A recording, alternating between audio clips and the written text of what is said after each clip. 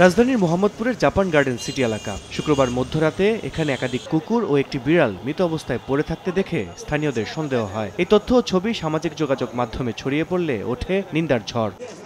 স্থানীয়রা অভিযোগ করেন, খাবারের সঙ্গে বিষ মিশিয়ে কুকুর ও বিড়াল মেরে ফেলা হয়েছে। এ নিয়ে ওই রাতেই সোসাইটির সদস্যদের সাথে দ্বন্দ্বে জড়ান বেশ কয়েকজন বাসিন্দা।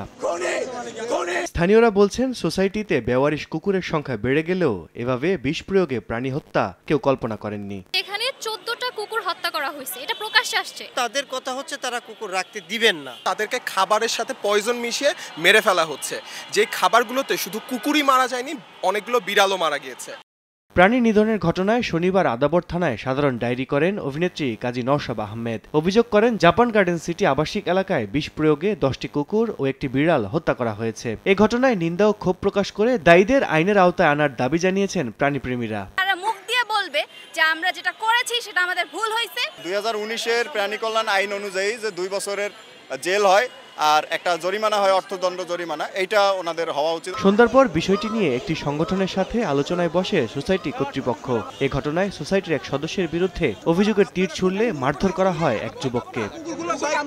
আল কাসির, সময় সংবাদ, ঢাকা।